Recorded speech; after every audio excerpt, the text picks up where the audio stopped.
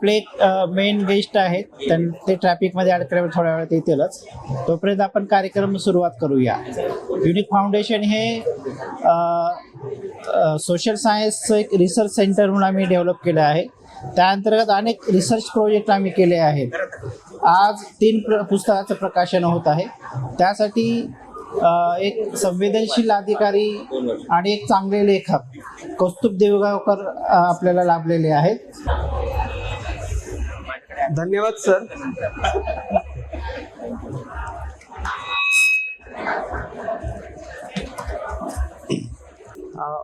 आपल्या पुस्तकाच्या लेखिका अश्विनी घोटाळे बोरगावकर यांना विनंती करतो त्यांनी विचार मंचावर यावं. विशेषतः आता 3 पुस्तकांचं आज आपण प्रकाशन करणार आहोत. अखंड सावधान हे पुस्तक दिगंबर इंगळे यांनी लिखाण केलेलं आहे. या पुस्तकात विशेषतः विद्यार्थ्यांना मार्गदर्शन करणारं आणि विशेषतः विद्यार्थ्यांना एक आत्मबल प्राप्त व्हावं यासाठी त्यांनी खूप पॉझिटिव्ह कशा गोष्टी आपण कशा वापरायच्या, वेळेचं नियोजन कसं करावं यापासून ते सगळ्या अभ्यासाच्या संदर्भामध्ये अनेक त्यांनी उदाहरणं देऊन हे पुस्तक तयार केलेलं आहे. दुसरं म्हणजे अश्विनी बोरगावकर घोटाळे यांनी विज्ञान आणि तंत्रज्ञान या पुस्तकाचं लिखाण केलं आहे. स्पर्धा परीक्षेच्या विद्यार्थ्यांबरोबरच सामान्य वाचकांसाठी पण विज्ञान आणि तंत्रज्ञानातले काय कळीचे मुद्दे आहेत, याच्यामध्ये अवकाश तंत्रज्ञानापासून ते विज्ञानाबद्दल आणि तंत्रज्ञानाबद्दल त्यांनी सविस्तर असं लिखाण केलेलं आहे. स्वप्न साकारताना किशोर रक्ताटे लिखित स्वप्न साकारताना या पुस्तकात पण त्यांनी काही अधिकाऱ्यांचं मनोगत आणि त्यांचा संघर्ष आणि त्यांची यशोगाथा या पुस्तकात नमूद केलेली आहे. मी मान्यवरांना विनंती करतोय की त्यांनी प्रथमतः अश्विनी घोटाळे लिखित पुस्तकाचं विमोचन करावं.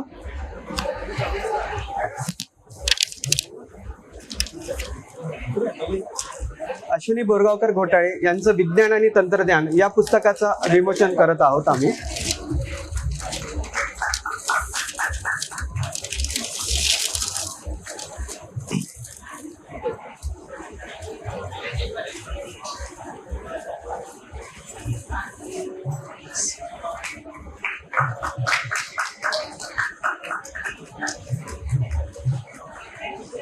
धन्यवाद. दुसरं जे पुस्तक आहे अखंड सावधान, त्याच्या लेखक आहेत दिगंबर इंगळे. त्या पुस्तकाचं विमोचन करण्यासाठी मी मान्यवरांना विनंती करतोय. हो.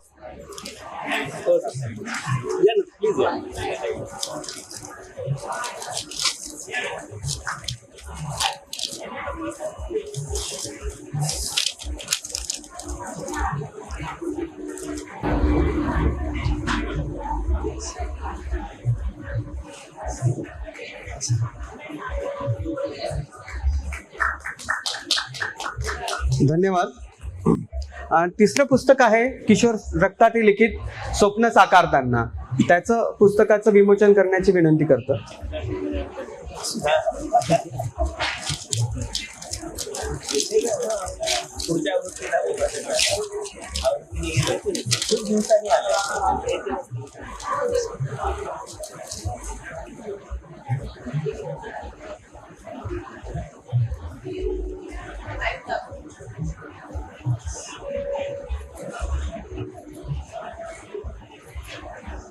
धन्यवाद.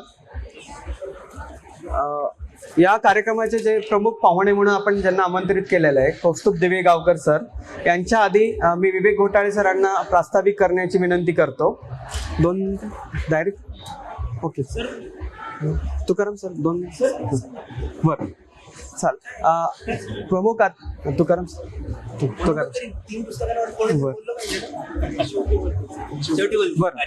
बरं. दिगंबर इंगळे सरांना मी विनंती करतो. अश्विनी मॅडम बोलतील 2 मिनिटं. 2 मिनिटं. दिगंबर इंगळे सरांनी फक्त 2 मिनिटं बोलावं. जास्त वेळ नाही आपल्याकडे, वेळेची मर्यादा आहे खूप. येस. धन्यवाद. प्रथमतः मी युनिक फाउंडेशनचे आभार व्यक्त करतो.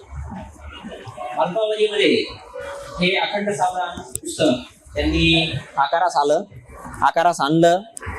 इथे सर्वात महत्त्वाचा पाठ फक्त यामध्ये मी एका मिनिटामध्ये सांगू इच्छितो की जे टीनएजचे विद्यार्थी आहेत, म्हणजे वय वर्ष 13 ते 19, यांना खऱ्या अर्थानं आणि जे ग्रामीण भागात असतील की ज्यांचे पालक थोड्याफार प्रमाणात म्हणजे ज्यांना स्पर्धा परीक्षा असेल किंवा मुलांच्या करिअरच्या संदर्भातनी अनभिज्ञ असतील अशांना मार्गदर्शन मिळावं आणि त्यांच्यापर्यंत ही माहिती पोचावी आणि वेळेत यशस्वी होणे काय याची कन्सेप्ट प्रत्येकाला क्लिअर व्हावी, हा त्यामागचा मूळ उद्देश होता.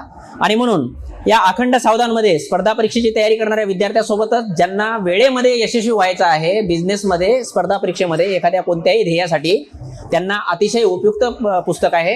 आणि ते पुस्तक आपण आवर्जून G9, G23, H23 या दोन्ही स्टॉलवर ते ठेवलेलं आहे. आपण निश्चितच त्याचा आनंद घ्यावा अशी मी विनंती करतो. आणि पुनश्च एकदा मी दिवेकर साहेबांचे सुद्धा आणि आमचे डायरेक्टर माननीय श्री तुकाराम जाधव सरांचे सुद्धा, यासोबतच आमचे जे काही सर्वात महत्त्वाची भूमिका ज्यांनी पुस्तक हे आकारास आणलं ते म्हणजे आमच्या फाउंडेशनचे सन्माननीय विवेक घोटाळे सर आणि त्यांची सर्व टीम, यांचे सर्वांचे मनपूर्वक आभार व्यक्त करतो आणि इथेच माझे 2 शब्द थांबवतो. धन्यवाद.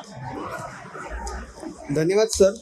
सरांनी वेळेचं बंधन पाळलं आणि विशेषतः आमचा आग्रह असा होतो की दिवेगावकर सरांनी सविस्तर याच्यावरती बोलावं. फक्त पुस्तकाविषयी नाही तर पुस्तकाच्या जे मुद्दे लागून येत आहेत त्याविषयी सरांनी सविस्तर असं विवेचन आणि मार्गदर्शन करावं अशी आमची विनंती आहे. धन्यवाद सर. असं चालेल ना? हो चालेल. असं एक मिनिट, कॉलर माईक तो लावायचा आहे. हां, म्हणजे आमचं आपलंच रेकॉर्डिंग सर. हॅलो. सन्माननीय विचारपीठ, उपस्थित असलेले तुकाराम जाधव सर, केदार सर, इंगळे साहेब, घोटाळे सर, अश्विनी मॅडम आणि उपस्थित सर्व. आता त्यांनी सांगितलं की पुस्तकाच्या अनुषंगाने आणि इतरही गोष्टी बोलाव्यात, तर मला वाटतं की पुस्तकाबद्दलच आपण थोडंसं बोलूया. कारण हे पुस्तक एक नॉस्टॅल्जिया आहे. नॉस्टॅल्जिया या अर्थाने की स्पर्धा परीक्षांचे जे प्रवास असतात त्या प्रत्येकाच्या प्रवासामध्ये आपण कुठेतरी असतो दडलेले. आणि एक सर्कल आहे महाराष्ट्रामध्ये की अधिकारी पुण्यामध्ये येतात, शिकतात आणि मग आपापल्या वाटांमध्ये जातात. तर याच्यातले N Ramaswamy sir, Mahesh Bhagwat sir, Tejaswi Satpute madam, Indrajit Deshmukh साहेब, आदिनाथ दगडे, कचरे साहेब, म्हणजे याच्यातले जवळपास 6 ते 7 व्यक्ती अशा आहेत की ज्यांच्याशी माझा खूप संपर्क आलेला आहे. म्हणजे आपण यांच्याबद्दल वाचायला मिळतंय हा एक नॉस्टॅल्जिया असतो. आणि यांनी प्रत्येक जण आपापला एक प्रवास करत असतो, प्रत्येकाचा अभ्यास असतो, प्रत्येकाच्या घरचे काही इश्यूज असतात त्याच्यावरही ते मात करत असतात. आणि मग तो प्रत्येकाच्या प्रवासामध्ये आपल्याला हे माहीतच नसतं की हे सगळं करून आलेलं आहे. म्हणजे रामस्वामी सरांची पशुवैद्य, आता ते पशुवैद्य संवर्धन खात्याचे सचिव आहेत आणि मी पशुसंवर्धन आयुक्त आणि तुकाराम मुंडे साहेब पशुसंवर्धनचे सचिव होते. आणि त्या काळामध्ये आम्ही काही रिफॉर्म केले आणि त्या रिफॉर्मचा पुढचा टप्पा आता रामस्वामी सरांच्या मार्गदर्शनाखाली होतो आहे. तर 2 गोष्टी ज्या महत्वाच्या आहेत की कुठल्याही प्रशासकीय अधिकाऱ्याच्या आठवणी याच्यामध्ये त्या प्रशासनाचा एक पूर्ण प्रवास असतो.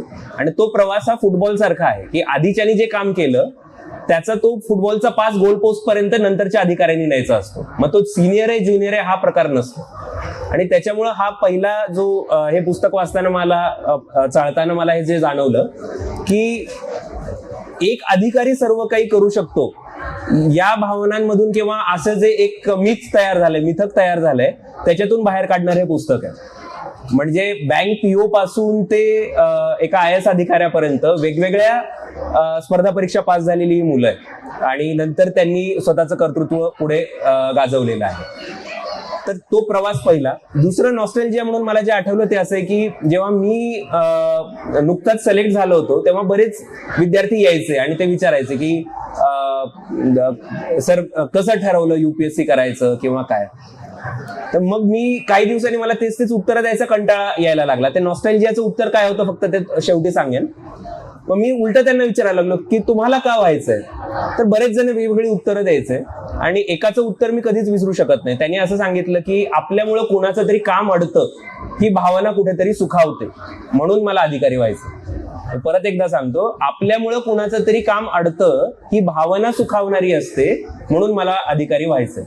त्याला वैयक्तिक कटू अनुभव आले असतील जे काही असेल, पण या दुष्टचक्रातून बाहेर पडण्यासाठी व्हायचं. त्याच्या प्रामाणिकपणाचं कौतुक आहे, पण या दुष्टचक्रातून बाहेर पडण्यासाठी आपल्याला काही करायचंय ही भावना असणं गरजेचं आहे असं मला वाटतं. कारण आता इथं कुठली छत्रचामरं नसतात. आता मी एका प्रायव्हेट म्हणजे एका खाजगी पुस्तक प्रकाशनाच्या कार्यक्रमाला आलोय. इथे मी कुठल्या पदावर आहे, माझ्या पुढे किती गाड्या आणि कॉन्वॉय कसं, आताच मी बिहारच्या इलेक्शन ड्युटीवरूनही आलो, तर तिथे तो कॉन्वॉय पण असतो, मग 4 सिक्युरिटी गार्ड सुद्धा असतात. ते सगळं जे काही आहे, ते काही जे ग्लॅमर आहे ते आपण नसतो. आत्ता जो मी इथे आहे ते आपण खरे असतो. त्याच्यामुळे हे कशासाठी सांगतोय हा दुसरा भाग आहे. ते याच्यासाठी की आपण या पदांच्या पलीकडे काही पाहिलं पाहिजे ही भावना. जसं जसं तुम्ही या सर्व्हिसेसमध्ये, आता मी 24व्या वर्षी सिलेक्ट झालो, आज मी उदाहरणार्थ 37 वर्षांचा आहे, म्हणजे 13 वर्षाचा माझा सर्व्हिसचा प्रवास झाला. मी खूप लवकर सर्व्हिसमध्ये आलो, पण आता एक तप उलटल्यानंतर मी आता लेखन आणि वाचनाकडे वळलो. म्हणजे रोजची कामं माझी बरोबर 10 ते 5 संपतात. फील्ड पोस्टिंग नसेल तर ऑफिस वर्क जास्त आहे, तर त्या 5 नंतर काय करायचं याच्यामध्ये मी स्वतःला शोधतोय लिखाणामध्ये. मग मला जे विषय आवडतील ते मी लिहून पाहतोय. याचा अर्थ असा की आपल्या नोकरीच्या पलीकडे काहीतरी एक जग आहे ज्याच्यामध्ये आपल्याला स्वतःलाही शोधायचं असतं. त्या जबाबदाऱ्यांच्या पलीकडे सुद्धा आता या प्रत्येकाला तुम्ही पुस्तक वाचल्यानंतर जर विचारलं तर तुम्हाला खूप वेगवेगळ्या गोष्टी कळतील. कोणी कॅरिकेचर करतंय, कोणी गाणं शिकत असेल, कोणी नंतर MBA केलं असेल ज्याचा आता पोलिसिंग मध्ये काहीच उपयोग नाही असं कोणाला वाटत असेल. हे सगळे प्रवास त्यांनी केलेले आहेत. शेवटचा मुद्दा मला एक खूप महत्वाचा वाटतो की एक अभिनंदन या गोष्टीसाठी की तुम्ही याच्यामध्ये सगळे 13चे 13 IAS ऑफिसर्स, IPS ऑफिसर्स हा आग्रह युनिक फाउंडेशननी टाळला. तुकाराम जाधव सर समोर आहेत, त्यांनी इतक्या पिढ्या घडवल्यात. त्यांना जर विचारलं की सर असे काही विद्यार्थी आहेत का जे डिझर्विंग होते, ते पण IAS व्हायला पाहिजे होते, ते महाराष्ट्र टॉपर व्हायला पाहिजे पण झाले नाहीत, ते तुम्हाला किमान 100 अधिकाऱ्यांची 100 मुलांची नावं सांगतील. आणि ही 100 माणसं ही आयुष्यामध्ये अपयशी आहेत असं मानणारा जो आपला समाज आहे त्याने आत्मपरीक्षण करायची गरज आहे. ही परीक्षा साध्य आहे का साधन आहे? कारण आता शेवटचा जो भाग मला सांगायचा होता तो हाच होता की माझ्यासाठी हा नॉस्टॅल्जिया काय होता. तर प्रत्येक जण काय स्वप्न बघून येतो, जे स्वप्न मी शक्यतो पहिले 10-12 वर्ष सांगायचो नाही, कोणी वेड्यात काढतील म्हणून, आता मी सांगू शकतो. आता बघा मी जे काही कपडे, जीन्स घातली आहे, एक हाफ मागे ओढलेलं शर्ट आहे आणि स्वेटर आहे. स्वदेशमध्ये जो मोहन भार्गव होता ना, तो मी 11वी-12वीला तो सिनेमा स्वदेश आला होता आणि त्याला कॉपी करायचं, असं काहीतरी आपण करायला पाहिजे, या स्वप्नातून मी या परीक्षांकडे वळलो. वास्तव खूप वेगळं आहे म्हणून स्वप्न जगायचे नाहीत असं कोणी सांगितलेलं नाही ना. तर माझं स्वप्न होतं की मी आहे त्या ठिकाणी, आहे त्या परीने त्याच्यासारखं जगायचा प्रयत्न करेन, त्या पात्रासारखं. तर हे जे नॉस्टॅल्जिया असतात हे पण एक आयुष्य असतं. हे जगत जगत आपल्या ज्या स्पर्धा परीक्षेतून, त्या पदांमधून, त्या शासकीय प्रोसेसमधून ज्या आपल्या जबाबदाऱ्या असतात त्या 100% निष्ठेने बजावायच्या असतात. पण ते करताना आपण कोणीतरी कमी आहोत, एका ठराविक पदावरच आपण गेलो म्हणजे आपल्या आयुष्याला अर्थ आहे.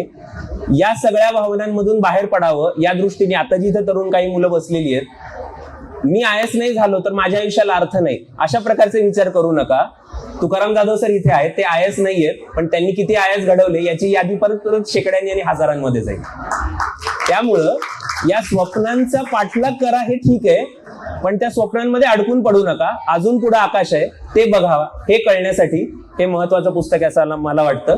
परत एकदा संयोजकांचे आभार, कारण मागच्या या 7 दिवसांमध्ये ही माझी 3री वेळ आहे इथं येण्याची. कारण फील्ड पोस्टिंग आता मी नाहीये फील्ड पोस्टिंगवर, त्याचा फायदा असा होतो की मला एक 8 ते 9 तास पुस्तकं बघायला मिळाली. तर ते करता करता त्यांनी मला सांगितलं की तुम्ही सर यायचं आहे. तर जाता जाता हा संवादही मला साधता आला, याबद्दल मलाही आनंद वाटला. Thank you so much. आणि परत एकदा मान्यवरांचे आभार. थँक्यू.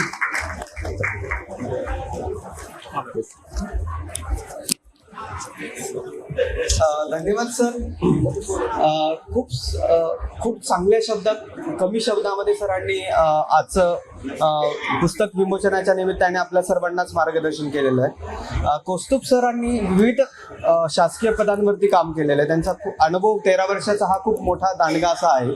त्यांच्याकडून आम्हाला बऱ्याच वेळेस शिकायला मिळतं, कारण की पॉलिसी इंटरव्हेन्शन काय असतं आणि प्रशासकीय अधिकारी काय करू शकतो हे त्यांच्या अनेक पदांवरून उदाहरणावरून आपल्याला दिसून येतं. सरांनी उस्मानाबाद जिल्ह्याचे आत्ताचा धाराशिव जिल्हा जो आहे त्याचा जिल्हाधिकारी म्हणून काम केलं, लातूर महानगरपालिकेमध्ये आयुक्त म्हणून काम केलेलं आहे आणि आता पुण्यामध्ये सर वखार महामंडळाचे संचालक म्हणून कार्यरत आहेत. या पुस्तक विमोचनाच्या निमित्ताने तुकाराम जाधव सरांना मी विनंती करतो, त्यांनी एक 5 मिनिटांमध्ये आपलं मनोगत व्यक्त करावं.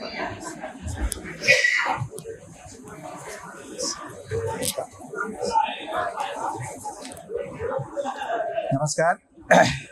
मी 2 मुद्दे थोडक्यात सांगतो कारण पुढचा कार्यक्रम आहे.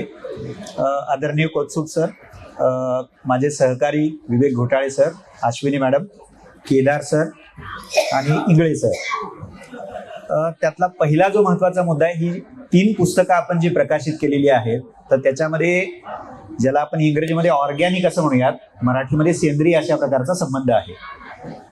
दिगंबर इंगळे लिखित अखंड सावधान, जरा टायटल तुम्हाला गमतीशीर वाटेल, पण त्या पुस्तकाचं महत्त्व हे आहे की जे विद्यार्थी स्पर्धा परीक्षांची किंवा मला असं वाटते की ते कोणत्याही परीक्षांची तयारी करू इच्छित आहेत, तर त्याची पायाभरणी काय असायला पाहिजे, पूर्वतयारी काय असायला पाहिजे, हे असं सल्ला वजा विनंती वजा पुस्तक आहे. त्यामुळे मी असं म्हणेन की तो एक पायाच आहे, बीज आहे. दुसरं, अश्विनी मॅडम लिखित जे विज्ञान आणि तंत्रज्ञान हे पुस्तक आहे ते ऍक्च्युअल परीक्षेच्या बाबतीतलं आहे. म्हणजे राज्यसेवेची परीक्षा आहे किंवा संघ लोकसेवा आयोगाद्वारे आयोजित केली जाणारी नागरी सेवेची परीक्षा आहे. पूर्व परीक्षा आणि मुख्य परीक्षा या दोन्ही टप्प्यावरती विज्ञान आणि तंत्रज्ञानाचा विषय अत्यंत महत्वाचा आहे. आणि विशेषत्वानं जे मराठी माध्यमातून तयारी करतात विद्यार्थी, इंग्रजी मधल्या विद्यार्थ्यांना इतकी अडचण नसते कारण संदर्भ साहित्य विपुल असतं, मोठ्या प्रमाणामध्ये आहे. पण सायन्स अँड टेक्नॉलॉजी तेही मराठीमध्ये अत्यंत सुलभ अशा भाषेमध्ये मॅडमनी ते लिहिलेलं आहे आणि ते परीक्षेच्या प्रक्रियेच्या संदर्भामध्ये मध्यवर्ती भाग आहे. म्हणून मला असं वाटतं की तो कनेक्टर फार महत्वाचा आहे. आणि तिसरं, किशोर सरांनी जे लिहिलेलं आहे आणि खरं तर कौस्तुभ सरांनी त्याबद्दल इतक्या चांगल्या पद्धतीनं भाष्य केलेलं आहे, मी वेगळं भाष्य करायची गरज नाहीये. म्हणजे वेगवेगळ्या सार्वजनिक सेवेमधल्या, म्हणजे अगदी बँक पीओ असतील ते IAS ऑफिसर असतील, अशा सार्वजनिक सेवांबद्दलचं त्यांनी, कुणाची 5 वर्ष झालेली आहे, 10 वर्ष, 15 वर्ष, 20 वर्ष सेवा झालेली आहे, तर अशा बँक पीओ ते IAS सर्व स्तरातल्या सेवांच्या बाबतीतला जो काही अनुभव आहे, तर तो अनुभव त्या पुस्तकामध्ये मांडलेला आहे. त्यामुळं या परीक्षेची तयारी करण्यापूर्वी आपण काय करायला पाहिजे तो भाग आहे. परीक्षेची तयारी करण्यासाठी ऍक्च्युली काय करायला पाहिजे तो मॅडमच्या पुस्तकातनं तो धागा समोर येतो. आणि अधिकारी झाल्यानंतर काय काय प्रकारे तुम्हाला अनुभव येऊ शकतात, काय चॅलेंजेस येऊ शकतात, तर त्याची चर्चा ही किशोर सरांच्या पुस्तकामध्ये आलेली आहे. दुसरा छोट्या थोडक्यामध्ये मी मुद्दा सांगतो, कदाचित ते कौस्तुभ सरांना आवडणार नाही, पण मला वाटते की ते सांगणं गरजेचं आहे. मॅक्स वेबर नावाचं जर्मन समाजशास्त्रज्ञ, खरं तर त्यांनी राज्यशास्त्राला, लोकप्रशासनाला खूप मोठं योगदान दिलंय. तर त्यानं ब्युरोक्रेसीची वेगवेगळी वैशिष्ट्ये सांगितली होती. नोकरशाही, आणि अर्थात नोकरशाही ही संकल्पना वेबरनं केवळ सार्वजनिक सेवेचं वर्णन करण्यासाठी वापरली नव्हती, तर खाजगी क्षेत्रामध्ये काम करणाऱ्या सेवकांचं वर्णन करण्यासाठी पण ती वापरली होती. पण त्यातला जो सार्वजनिक सेवेतला नोकरशाह आहे, तर त्याचं त्यांनी अनेक वैशिष्ट्ये सांगितली होती. पण त्यातली न्यूट्रॅलिटी जी आहे, आणि या अशा गुणवैशिष्ट्यापासून अनॉनिमिटी असेल, असे अनेक गुणवैशिष्ट्ये आहेत. खरं तर वेबर नंतर समाज एवढा बदललाय, आपण भारताबद्दल बोलताना भारतातल्या विशिष्टत्वाची जाणीव ठेवायला पाहिजे, हे पण खरं आहे एका बाजूला. पण तरी देखील त्यांनी जी काही गुणवैशिष्ट्ये सांगितलेली आहेत, तर ती खरंच नोकरशाहीमध्ये आहेत का? आणि असा जेव्हा आपण क्रिटिकली प्रश्न विचारतो, तर त्याचं उत्तर अत्यंत थोडक्या अधिकाऱ्यांच्या कर्तृत्वाला समोर बघून, पाहून, अनुभवून जे बघू शकतो त्यातले कौस्तुभ सर एक आहेत. त्यामुळे मला असं वाटतं की ह्या पुस्तकाच्या प्रकाशनासाठी, 3ही पुस्तकांच्या प्रकाशनासाठी कौस्तुभ सर इथं आलेले आहेत. त्यामुळे मी त्यांचे विशेष धन्यवाद देतो. आणि मला वाटतं की सर माने सर आले, त्यामुळे तेही बोलतील, मी त्यांना विनंती करतो. धन्यवाद. धन्यवाद सर. या पुस्तक महोत्सवाचं यश आणि या पाठीमागचं विशिष्ट संघटन असं, आणि या यशाच्या मुळे जी आज ट्रॅफिक झालेली आहे, म्हणजे अक्षरशः डेक्कन पासून ट्रॅफिक जाम आहे फर्ग्युसन कॉलेज पर्यंत, त्याच ट्रॅफिकमध्ये आमचे सकाळचे संपादक दयानंद माने सर अडकले होते, त्यामुळे त्यांना या कार्यक्रमाला येण्यास उशीर झाला. सर आता इथे उपस्थित आहेत.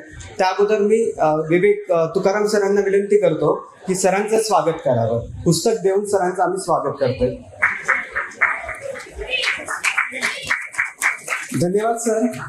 आणि दयानंद माने सरांना विनंती करतो की सरांनी आजचं जे प्रकाशन झालेलं अखंड सावधान या संदर्भात सरांनी मार्गदर्शन करावं.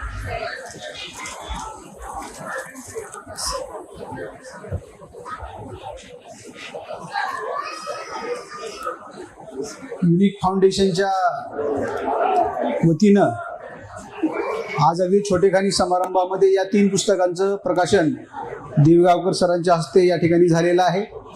स्वप्न साकारताना किशोर रक्ताटे सरांचं, अखंड सावधान हे दिगंबर इंगळे सरांचं आणि विज्ञान आणि तंत्रज्ञान अश्विनी बोरगावकर घोटाळे यांचं.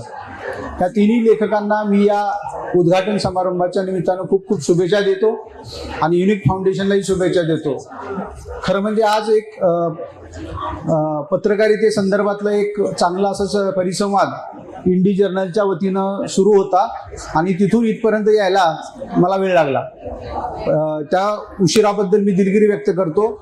पण विवेक घोटाळे सरांनी माझ्याकडे हे दोन्ही पुस्तकं दिली होती. त्यातलं स्वप्न साकारतानामध्ये श्रीनिवास सोहनी हे जे अधिकारी आपल्याकडे आहेत याचं खूप म्हणजे 19 अधिकाऱ्यांचं यशकथा काय आहेत, ते कसे घडले या संदर्भातलं खूप छान असं हे पुस्तक स्वप्न साकारताना किशोर रक्ताटे यांनी लिहिलेलं आहे. अगदी कमी वेळामध्ये मला पहिला जो चॅप्टर आहे त्यातला श्रीनिवास सोहनी सरांचा तो मला वाचण्याची संधी या निमित्ताने मिळाली.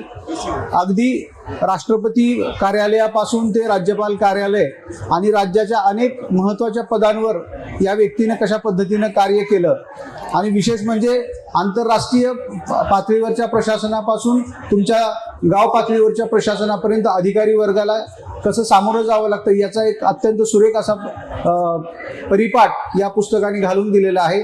विशेषतः पुण्यामध्ये आणि मुंबईमध्ये मोठ्या शहरांमध्ये स्पर्धा परीक्षा करायला येणारी मुलं खूप मोठ्या प्रमाणामध्ये आहेत. या मुलांच्या मनामध्ये दोन्ही पद्धतीची भावना असतात. म्हणजे ते स्पर्धा परीक्षेला काय पद्धतीनं सामोरं गेलं पाहिजे आणि किती मोठ्या प्रमाणामध्ये त्याच्यामधून भ्रमनिरास पण तरुणांमध्ये होताना दिसतो आहे. पण तरी सुद्धा एक सकारात्मक अशी धडा या पुस्तकाच्या निमित्तानं रक्ताटे सरांनी दिलेला आहे. मला आठवतं की या ठिकाणी मंचावर कौस्तुभ दिवेगावकर सर आहेत. ज्यावेळेला दिवेगावकर सरांचं निवड झालेली होती ॲज अ IAS, तर आनंद नाडकर्णी सरांनी त्यांची मुलाखत घेतली होती लातूरला आणि त्यावेळेला सरांची माझी भेट झालेली होती. आणि मी ज्या जिल्ह्याचा आहे धाराशिव जिल्ह्याचा, त्या जिल्ह्याचे कलेक्टर म्हणून सर राहिलेले आहेत. मराठवाडा मुक्ती संग्रामावर खूप मोठं त्यांचं पुस्तक चांगलं सध्या गाजतं आहे, सुरू आहे. तर या सगळ्या ग्रामीण भागातून आलेल्या अधिकाऱ्यांना पुढे कुठल्याही पद्धतीचा त्रास कसा होत नाही किंवा ज्या पद्धतीनं ही मुलं अधिकारी पदावर गेल्यानंतर सुद्धा खूप चांगल्या पद्धतीने आपली सेवा बजावत असतात, अशा स्पर्धा परीक्षेतल्या मुलांना अत्यंत सुयोग्य असं मार्गदर्शन करणारी ही सगळीच पुस्तकं आहेत. खरं म्हणजे ज्या वेळेला या सगळ्या स्पर्धा परीक्षांचा पॅटर्न बदललेला असतो, स्पर्धा परीक्षांमधली चॅलेंजेस तुमच्या समोर असतात, नोकऱ्यांचं प्रमाण कमी होत असताना सुद्धा या स्पर्धा परीक्षांकडं कसं सकारात्मक पद्धतीनं बघितलं पाहिजे. त्याशिवाय अलीकडच्या काळामध्ये नोकरी मिळवायची किंवा अधिकारी व्हायचं म्हणजे काहीतरी समाजापासून काहीतरी तुटलेपण किंवा आपल्या स्वतःपुरतं ती पोस्ट आहे अशा पद्धतीची भावना बहुतांश अधिकारी मनामध्ये असते. परंतु अधिकाऱ्यांमध्ये सुद्धा समाजसेवेची भावना रुजवण्याचं एक महत्त्वाचं कार्य युनिक फाउंडेशनच्या रूपानं आपल्या महाराष्ट्रात गेल्या एक 10-15 वर्षांपासून सुरू आहे. मला असं वाटतं की या कामासाठी सुद्धा म्हणजे सर्वसामान्यपणे अधिकारी वर्गांमध्ये सुद्धा आणि ज्या शासकीय नोकरी मिळवू इच्छिणारे जे तरुण आहेत त्यांच्यामध्ये सामाजिक कार्याची बीजं रोवण्याचं काम सुद्धा नकळतपणे युनिक फाउंडेशन करत आलेलं आहे. मी त्यांना या कामासाठी शुभेच्छा देतो आणि थांबतो. धन्यवाद.